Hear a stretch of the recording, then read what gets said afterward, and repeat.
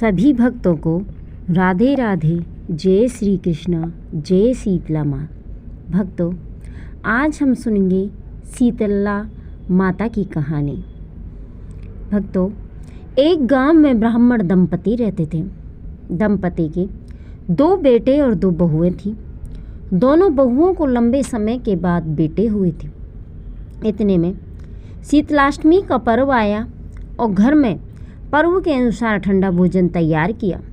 दोनों बहुओं के मन में विचार आया कि यदि हम ठंडा भोजन लेंगे तो बीमार हो जाएंगे और बेटे भी अभी छोटे हैं।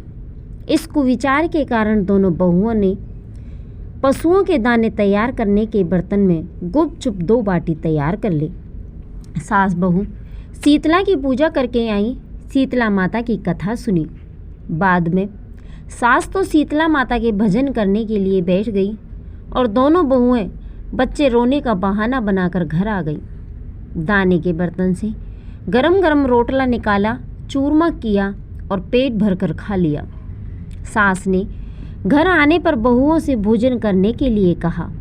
बहुएं ठंडा भोजन करने का दिखावा करके घर के काम में लग गईं और सास ने कहा, बच्चे कब के सोए हुए हैं, इन्हें भी जगाकर भोजन करा लो। बहुएं जैसे ही अपने अपने बेटों को जगाने गई तो उन्होंने उन्हें मृत पाया। ऐसे बहुओं की करतूतों के फलस्वरूप शीतला माता के प्रकोप से हुआ और बहुएं विवश हो गई।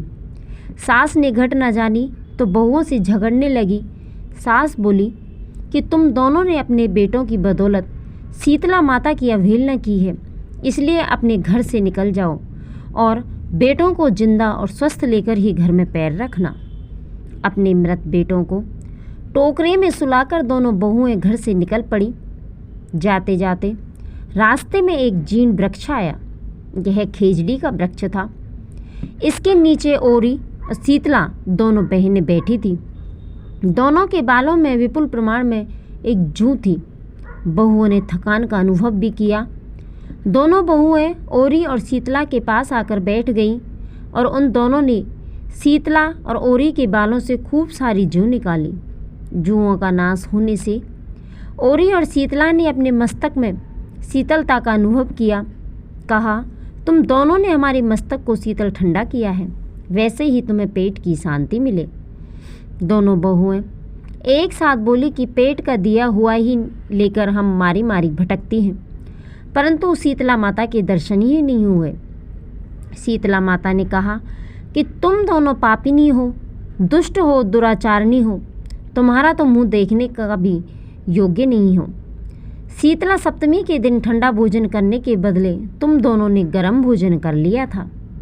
यह सुनते ही बहुओं ने शीतला माता जी को पहचान लिया। देवरानी जेठानी ने दोनों माताओं का वंदन किया और गिड़गिड़ाते हुए कहा कि हम तो भोली भाली हैं, अनजाने में गरम खा लिया था, आपके प्रभाव को हम जानते ही नहीं थे।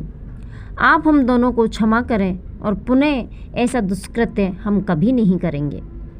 उनकी पश्चाताप भरे वचनों को सुनकर दोनों माताएं प्रसन्न हुईं और शीतला माता ने मृतक बालकों को जीवित कर दिया।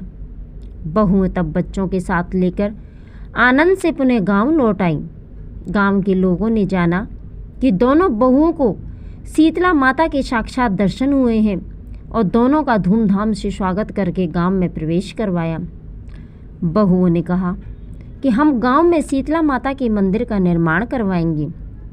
चैत्र महीने में शीतला सप्तमी के दिन मात्र ठंडा खाना ही खाएंगे और शीतला माता ने बहुओं पर जैसी अपनी दृष्टि की वैसी कृपा सब पर करें।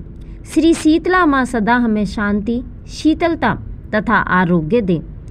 शीतले तुम जगन माता, शीतले तुम जगत पिता, शीतले तुम जगत दात्री, शीतलाए नमो नमः।